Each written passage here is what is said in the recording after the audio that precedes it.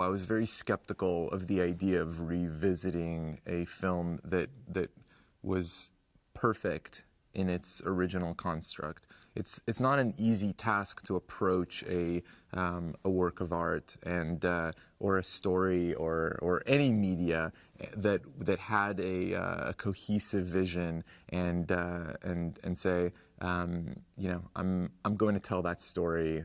I'm going to tell that story again, or I'm going to tell that story my way, or I'm going to tell that story in a different context.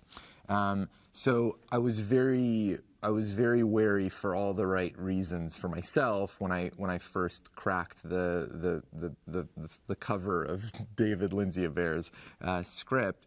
But within 2 pages of reading it, I was feeling characters who were alive and were grounded and relatable in a modern context that allowed me to understand them, understand their condition, their approach, their access to this house, to the secrets that it holds, and to the way that it is about to challenge them in the story. And I began to become emotionally connected to the characters on the page in a way that made the thing live and breathe for the very first time for me.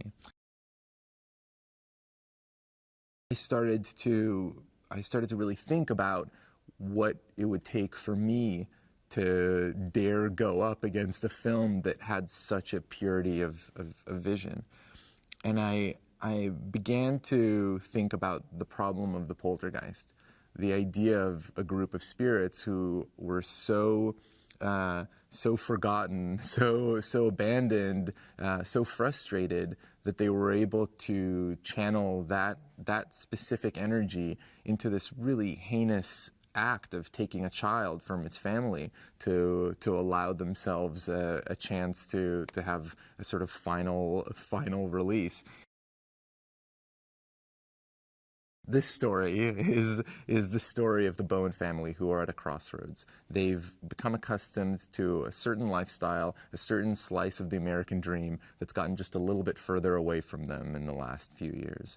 And as we meet them, they're downgrading their life, their expenses, and they're moving into a house that's charming, but a little bit less than what they're used to. And very quickly, through the eyes of their young son, Griffin, we begin to get a sense that there's something off in this place. There's a feeling, there's an energy, there's a mood that begins to raise the hairs on the back of his neck. The lost people are, as a concept, they're all of us. They're everyone we've lost. They're not individual characters. They're not an old man with a chain dragging across the floor. They're not an old hag with a shroud standing in the corner. They're essentially a group of people who missed their last train out, and they've been stuck for decades, for generations, waiting for that next train to come. And that's been the sort of driving, the driving metaphor for them, is that they're grounded, they're stuck, and they're frustrated. Kerrigan Burke is brought to life by Jared Harris, who has found a real biting soul in this character. He's a sort of he's a larger than life character who has grown up with an access to the other side that at first branded him and shunned him. It made him an outcast. But he is also gifted with a quick wit and a large charisma that he's been able to parlay into this career as a supernatural explorer of homes and inns and castles on the sort of last bastion of the medium, reality television.